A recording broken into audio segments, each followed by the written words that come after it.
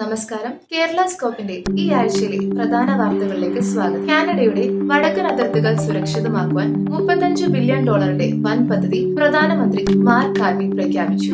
Arctic മേഖലയിലെ സൈനിക താവളങ്ങൾ രൂപീകരിക്കാനും പുതിയ റോഡുകൾ നിർമ്മിക്കാനുമാണ് ഈ പദ്ധതി. കാനഡയുടെ തൊഴിൽ മേഖലയിൽ ആശങ്കപ്പെടുത്തുന്ന റിപ്പോർട്ടാണ് ഈ ആഴ്ച പുറത്തു വന്നിരിക്കുന്നത്. ഫെബ്രുവരിയിൽ ഏകദേശം 84,000 തൊഴിലവസരങ്ങൾ നഷ്ടമായതോടുകൂടെ രാജ്യത്ത് തൊഴിലില്ലായ്മയുടെ നിരക്ക് 6.7% ഉയർന്നു. ഡിജിറ്റൽ കുറ്റകൃത്യങ്ങൾ തടയാൻ പോലീസിന് കൂടുതൽ അധികാരം നൽകുന്ന lawful access act bill C-22 പാർലമെന്റിൽ അവതരിപ്പിച്ചു. ഇന്റർനെറ്റ് ഫോൺ കമ്പനികളിൽ നിന്ന് ഉപഭോക്താക്കളുടെ വിവരങ്ങൾ ശേഖരിക്കുവാൻ പോലീസിനും ഇത് അധികാരം നൽകും. Mississauga Saint Alphonsa zero Malabar കത്തീഡ്രലിൽ അൽഫോൻസിയൻ സ്പോർട്സ് ക്ലബ് ഔദ്യോഗികമായി പ്രവർത്തനം ആരംഭിച്ചു. വികാരി ഫാദർ അഗസ്റ്റിൻ ആണ് ഉദ്ഘാടന കർമ്മം നിർവഹിച്ചത്.